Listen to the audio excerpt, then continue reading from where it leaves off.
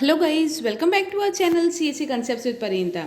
Guys, अभी अभी GTU की तरफ से दो इम्पॉर्टेंट सर्कुलर आए जस्ट अभी, और दोनों सर्कुलर जो है आपकी जो ऑनलाइन एग्जाम्स होने वाले हैं उसके रिलेटेड है।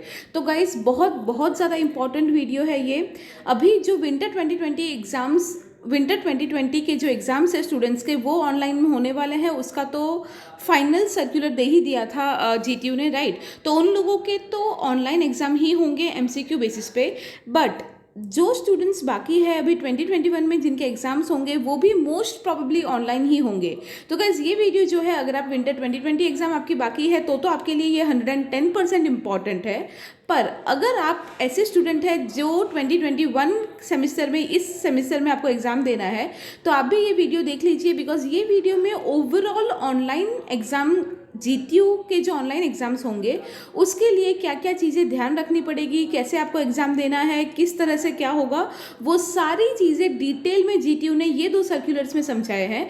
और अगर आप लोग खुद पढ़ने बैठेंगे तो हो सकता है काफ़ी सारी चीज़ें आपको कन्फ्यूजिंग लगे या बहुत टाइम भी जाए। तो इधर मैं दोनों सर्कुलर जो है आपको कम टाइम के अंदर और एकदम क्लियरली एक्सप्लेन करने वाली हूँ। तो गाइज, प्लीज़ इस वीडियो को लाइक कर दीजिए और आपके साथ जीटीयू रिलेटेड जितने भी स्टूडेंट्स हैं, आपके जितने भी क्लासमेट्स हैं, फ्रेंड्स हैं, वो सबके साथ शेयर कर दीजिए। बिकॉज ये वीडियो बहुत ही ज़्यादा इन्फॉर्मेटिव होने वाला है आप सबके एग्ज़ाम को लेके। बिकॉज हम सबको पता है कोविड की सिचुएशन अभी इतनी ख़राब है, मोस्ट प्रॉब्ली जीटीयू अब एटलीस्ट इस सेमेस्टर के सारे एग्ज़ाम्स ऑनलाइन ही लेगी, उसकी पूरी पॉसिबिलिटी है। तो देखिए गाइस, पहला सर्कुलर ये है, guidelines for institute regarding online MCQ type winter 2020 examination. तो विंटर 2020 के जो एग्जाम होने वाले हैं जीटीयू ने बता दिया है वो ऑनलाइन मोड में होगा और एमसीक्यू में होगा, राइट। तो मैंने जैसे बताया दो सर्कुलर है। तो ये जो पहला सर्कुलर है इसमें कंपेरेटिवली जो गाइडलाइंस है वो इंस्टीट्यूट और फैकल्टीज़ के लिए ज़्यादा है। तो इसमें स्टूडेंट्स के लिए, मतलब आपके लिए ज़रूरी जो बात लिखी है वो मैं बता देती हूँ। तो सबसे पहले देखिए, फर्स्ट पॉइंट जो बहुत ज़रूरी है यहाँ पे वो ये है कि जैसे मैंने आपको पहले वीडियो में भी बताया हुआ है, आप सारे स्टूडेंट्स को पहले प्री चेक ट्रायल टेस्ट देना है। और प्री चेक ट्रायल टेस्ट आपका सक्सेसफुली हो जाए उसके बाद ही आपका जो ओरिजिनल एग्ज़ाम होगा उसमें आप अपीयर हो सकते हो। तो अगर कोई स्टूडेंट को लगे कि ये टाइम पास है, ये हमें नहीं देना, डायरेक्ट हम एग्ज़ाम देंगे, तो ये नहीं चलेगा गाइज, राइट। तो प्री चेक ट्रायल टेस्ट जो है वो कंपलसरी है, सारे स्टूडेंट्स को वो देना है। और एक बार वो सक्सेसफुली कंप्लीट होने के बाद ही आप एग्ज़ाम दे सकते हो। तो ये सबसे इंपॉर्टेंट पॉइंट है। उसके अलावा यहाँ पे ये एक सेकंड पॉइंट, ये फर्स्ट सेकंड, ये दो पॉइंट्स जो है वही एक्चुअली हम स्टूडेंट्स के लिए सबसे ज़्यादा इंपॉर्टेंट है। तो ये सेकंड पॉइंट क्या है, let me tell you. Second point में ये बोला गया है कि सारे स्टूडेंट्स जो है, आप लोग, आपके पास दो ऑप्शन है, ठीक है। सबको ऑनलाइन एग्जाम देना है वो तो फाइनल है, बट आपके पास दो ऑप्शन है। या फिर आप आपके घर पे बैठ के ही एग्ज़ाम दे सकते हो आपके जो भी डिवाइस है उसके साथ। बट अगर कोई स्टूडेंट ऐसा है जिसको लगता है आप जहाँ पे रहते हो वहाँ पे आपके पास प्रॉपर डिवाइस नहीं है, कंप्यूटर लैपटॉप कुछ है नहीं जिसमें आप कन्वीनियंटली एग्ज़ाम दे पाओ, या फिर अगर आपके घर पे जो भी आपका एरिया है वहाँ पे अगर इंटरनेट कनेक्टिविटी सही से नहीं चलती, तो आपके पास सेकेंड ऑप्शन ये है कि आप आपके आसपास का जो भी इंस्टीट्यूट है आपका, आप आपके इंस्टीट्यूट यानी कॉलेज में जाके वहाँ बैठ के भी ऑनलाइन एग्ज़ाम दे सकते हो। और अगर आप इंस्टीट्यूट में जाके एग्ज़ाम देना चाहते हो तो कंपलसरी इंस्टीट्यूट आपको अच्छा डिवाइस और आपको अच्छा इंटरनेट कनेक्टिविटी प्रोवाइड करेगी। तो अगर आपको इंटरनेट का कोई भी इश्यू है, कोई भी प्रॉब्लम आपको लगता है, इलेक्ट्रिसिटी प्रॉब्लम है आपके घर के, वहाँ पे कोई भी केसेस हो सकते हैं, राइट। बहुत सारे स्टूडेंट्स हैं, मुझे पता है, जहाँ पे उनके घर पे प्रॉब्लम होती है, इलेक्ट्रिसिटी की प्रॉब्लम होती है, इंटरनेट की प्रॉब्लम होती है। तो ऐसे केसेस में आप जाके इंस्टीट्यूट में बैठ के भी एग्ज़ाम दे सकते हो, वहाँ पे कोई प्रॉब्लम नहीं आएगी। तो ये दोनों ऑप्शन आपके पास है। अब आपको चूज़ करना है आपके कन्वीनियंट के हिसाब से आप कहाँ से बैठ के ऑनलाइन एग्ज़ाम देना चाहते हो, ठीक है। तो ये जो सर्कुलर है इसमें बस ये दो पॉइंट ही था जो सबसे ज़्यादा इंपॉर्टेंट था। बट नेक्स्ट जो सर्कुलर है सेकंड वाला, ये बहुत ही बड़ा सर्कुलर है, मैं आपको पहले से ही बता देती हूँ। बट इसमें जो ईच एंड एवरी पॉइंट है वो बहुत ज़्यादा इंपॉर्टेंट है, ठीक है गाइस। तो अगेन मैं बोल रही हूँ, आपके जितने भी फ्रेंड्स हैं उनके साथ ये शेयर कर दीजिए, बिकॉज ये सर्कुलर समझना आपके एग्जाम के लिए बहुत बहुत ज़्यादा इंपॉर्टेंट है। तो देख लेते हैं क्या क्या लिखा है। सबसे फर्स्ट पॉइंट में वही लिखा है कि विंटर 2020 के जो एग्ज़ाम है वो जो भी स्टूडेंट्स के बाकी है वो अभी ऑनलाइन मोड में लिए जाएंगे, और ऑनलाइन मोड में भी एमसीक्यू टाइप का एग्ज़ाम होगा उनका, ठीक है। मल्टीपल चॉइस क्वेश्चन का एग्ज़ाम होगा, डिस्क्रिप्टिव क्वेश्चंस नहीं होंगे। सेकेंड पॉइंट में ये बोला है कि स्टूडेंट्स ऑनलाइन एग्ज़ाम दे सकते हैं इनमें से कोई भी डिवाइस में, मतलब या फिर आप डेस्कटॉप में दे सकते हो। डेस्कटॉप मतलब नॉर्मल आपका जो कंप्यूटर होता है पूरा, ठीक है, तो नॉर्मल आप आपके पीसी कंप्यूटर में बैठ के दे सकते हो, तो डेस्कटॉप, लैपटॉप, मोबाइल या टैबलेट, ठीक है, तो इनमें से कोई भी डिवाइस अगर आपके पास है उसमें बैठ के आप आपका ऑनलाइन एग्ज़ाम दे सकते हो। देन क्या लिखा है, students can appear in online MCQ type examination through laptop and desktop having operating system Windows 7 and above and through mobile and tablet having operating system Android 6 and above.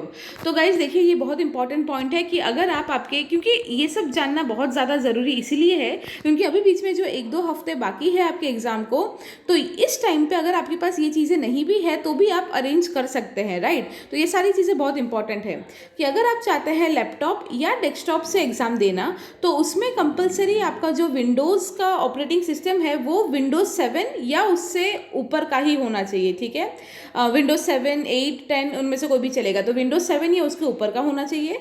और अगर आप लोग mobile या tablet में exam देना चाहते हो तो उसका ऑपरेटिंग सिस्टम जो है वो एंड्रॉयड 6 या उससे ऊपर का होना चाहिए। तो आप ये पक्का चेक कर लीजिएगा आप जिससे भी एग्जाम देने वाले हो कि ऑपरेटिंग सिस्टम उसमें ये है या नहीं। सेकेंड इंपॉर्टेंट चीज़ ये है कि जो भी डिवाइस से आप एग्ज़ाम देना चाहते हो उसमें कंपलसरी वेबकैम होना चाहिए, राइट। वेबकैम मतलब आप समझ सकते हो ये किस लिए होगा, कैमरा चालू रखना पड़ेगा। आप घर पे बैठ के भी अगर एग्ज़ाम दे रहे हो तो आपका कंटिन्यूसली वो लोग मॉनिटरिंग करेंगे, आपको देखेंगे, राइट। तो आप जो भी डिवाइस से एग्ज़ाम दोगे उसमें वेबकैम होना कंपलसरी है अगर आप लैपटॉप या डेस्कटॉप से दे रहे हो तो। और अगर आप मोबाइल या टैबलेट से दे रहे हो तो फ्रंट कैमरा आपका सही से काम करता हुआ होना चाहिए। तो ये अगेन एक इंपॉर्टेंट पॉइंट है जो आपको चेक करके रखना है। फिर यहाँ पे क्या बोला है कि सबसे पहले आपको प्री चेक ट्रायल टेस्ट देना है, वो सक्सेसफुली कंप्लीट होने के बाद ही आप रजिस्टर कर सकते हो आपके जो ऑनलाइन एमसीक्यू एग्जाम्स होंगे उसके लिए, ठीक है। उसके बाद देखिए user ID for pre check trial test and final examination will be students enrollment number. Password required to appear in the pre-check trial test and final examination will be displayed on student portal of students who have successfully paid exam fees। तो ये एक बहुत common question रहता है student का कि login करने के लिए आईडी पासवर्ड हमको क्या डालना होगा। तो प्री चेक ट्रायल टेस्ट और आपका जो मेन ऑनलाइन एग्जाम होगा ये दोनों के लिए यूज़र आईडी और पासवर्ड सेम है। यूज़र आईडी में आपको डालना होगा आपका जो एनरोलमेंट आईडी है, ठीक है, स्टूडेंट्स का जो एनरोलमेंट आईडी है, जो एनरोलमेंट नंबर है वही आपको डालना होगा यूज़र आईडी में। और पासवर्ड आपको कहाँ से मिलेगा, पासवर्ड आपका जो खुद का स्टूडेंट पोर्टल है आपका जीटीयू का, वहीं पे जाके आपको आपका पासवर्ड मिल जाएगा अगर आपने एग्जाम की फीस भर दी हुई होगी तो, ठीक है। तो आपको पासवर्ड आपके वेबसाइट से मिल जाएगा। फिर देखिए क्या लिखा है, students are instructed to read the passwords carefully and use the subject code and date wise password and mobile number as mentioned in the student portal. तो आपके स्टूडेंट पोर्टल में सारी डिटेल्स होगी, आपको वो सारी डिटेल्स सही से यूज़ करनी है। आपका जो भी बर्थ डेट है, जो भी सब्जेक्ट वाइज डेट है, कोड है, वो सारी चीज़ें आपको सही से यूज़ करना है लॉगिन करते time. Fine. Offline MCQ exam will be conducted only for the students who are not able to appear in pre-check trial test or online MCQ examination due to some technical issue। तो ये पहले भी GTU ने बताया हुआ था और मैंने आप लोगों को भी बताया हुआ था कि अगर कोई भी स्टूडेंट का ऐसा कोई केस है कि किसी भी स्ट्रॉन्ग रीज़न की वजह से वो प्री-चेक ट्रायल टेस्ट या ऑनलाइन एग्ज़ाम जो है वो नहीं दे पा रहा, तो ऐसे स्टूडेंट के लिए बाद में अगेन ऑफलाइन मोड में एग्ज़ाम ली जाएगी। बट ऑफलाइन मोड में जो एग्ज़ाम होगा वो भी आपका MCQ बेस्ड एग्ज़ाम ही होगा, ठीक है। तो सिर्फ अगर कोई बच्चे कोई प्रॉब्लम फेस कर रहे हैं, टेक्निकल इश्यू फेस कर रहे हैं, तो उनके लिए वापस ऑफलाइन मोड में MCQ एग्जाम्स लिए जाएंगे बाद में। आप जो भी जहाँ से भी बैठ के आप एग्जाम दें वहाँ का इंटरनेट स्पीड एटलीस्ट 512 kbps की होनी चाहिए, वो ये इन्होंने यहाँ पे बता दी हुई है, ठीक है। Students can appear in online MCQ exam from their convenient place or his or home institute. फिर मैंने जैसे इसके पहले वाले सर्कुलर में भी इन्होंने यही चीज़ लिखी थी कि MCQ एग्ज़ाम जो आप ऑनलाइन एग्ज़ाम देने बैठोगे आप वो कहीं से भी दे सकते हो, आपके घर पे, मतलब कोई भी रूम में जहाँ पे इंटरनेट कनेक्टिविटी सही से आपको मिल रही हो। और अगर आपको आसपास कहीं से नहीं मिल रही तो फिर आप आपके इंस्टीट्यूट में जाके बैठ के भी एग्ज़ाम दे सकते हो। देन वही बोला है कोई भी मेल प्रैक्टिस नहीं चलेगा, मतलब चीटिंग करने का आप ट्राई करो, कहीं पे लिख के रखो, बुक खोलो, ऐसा कुछ भी हो तो कैमरा ऑन होगा और वो डिटेक्ट हो जाएगा। तो इन्होंने वो लिखा है कुछ भी गलत काम ना करने को। क्योंकि पूरे एग्जाम के थ्रू आपको मॉनिटर किया जाएगा। वो लोग अपने सर्वर में बैठ के आपको कंटिन्यूअसली देखेंगे कौन से स्टूडेंट्स कैसे एग्जाम्स लिख रहे हैं। अगर किसी ने भी यहाँ पे क्लियरली लिखा हुआ है, अगर किसी ने भी कॉपी करने की ट्राई किया, कुछ भी गलत तरीके से कुछ चीटिंग या कुछ भी करने का अगर ट्राई किया, तो इमिडिएटली वो लोग वहाँ से देख लेंगे और एनरोलमेंट नंबर आपका मार्क हो जाएगा। और इधर देखिए क्लियरली लिखा है रिवोकेशन ऑफ मार्क्स, तो मतलब आपके मार्क्स कट हो जाएंगे या फिर जो भी पेनल्टी जीटीयू के नॉर्म्स के हिसाब से आती है वो सारा जो भी भुगतान है आपको भुगतना पड़ेगा। तो क्लियरली उन्होंने लिख दिया है, तो आपको ऐसी कोई कोशिश नहीं करनी। You are not allowed to communicate with anyone about the content of the exam while appearing for the same. तो वही लिखा है कि एग्ज़ाम देते वक्त आपको किसी से भी किसी भी तरह की बात नहीं करनी है।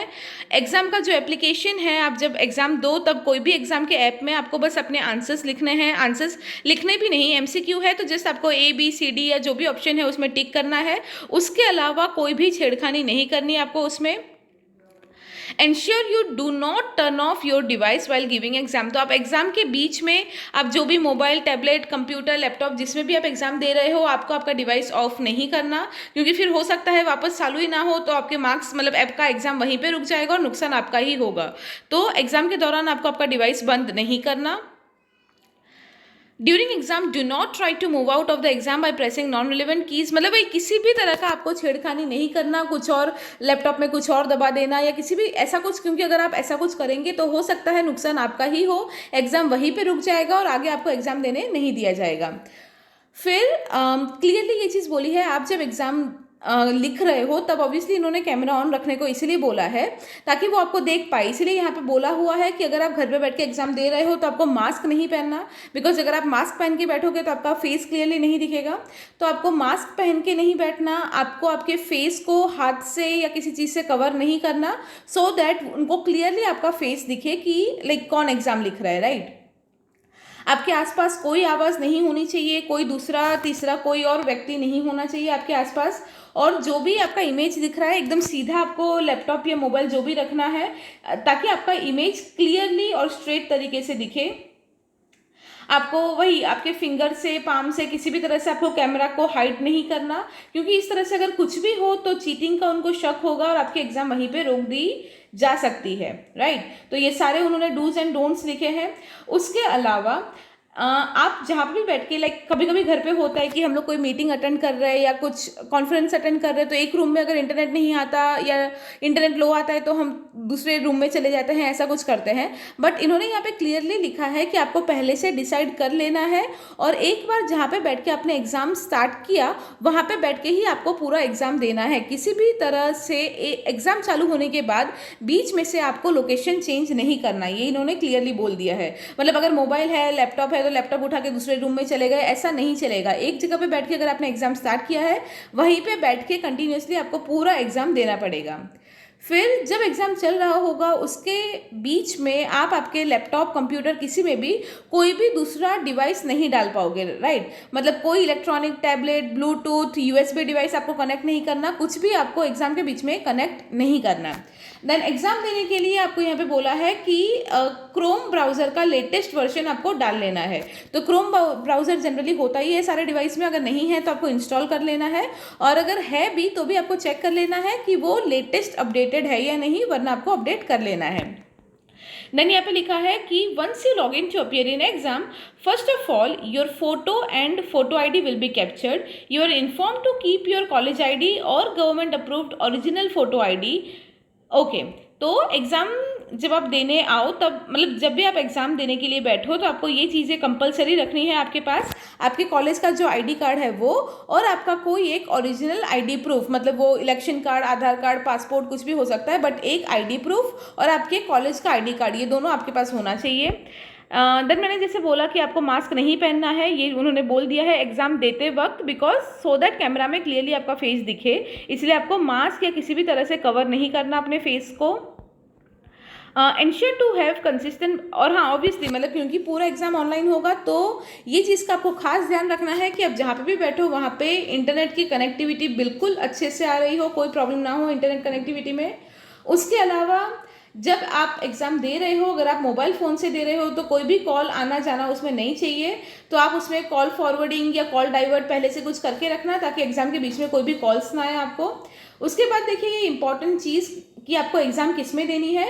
तो download and install online exam application और EXE file from your student portal login. तो स्टूडेंट पोर्टल लॉगिन जो है आपका स्टूडेंट पोर्टल है, वहाँ पे आपको लॉगिन करना है और ऑनलाइन एग्ज़ाम देने के लिए वहाँ पे जो एप्लीकेशन है उसकी EXE फाइल डाली हुई है, आपको वो EXE फाइल अपने डिवाइस में डाउनलोड कर लेना है। ठीक है, आप लैपटॉप या डेस्कटॉप जिसमें भी एग्ज़ाम देने वाले हो वहाँ पे आपको डाउनलोड कर लेना है और फिर वहाँ से आपको इंस्टॉल करना है।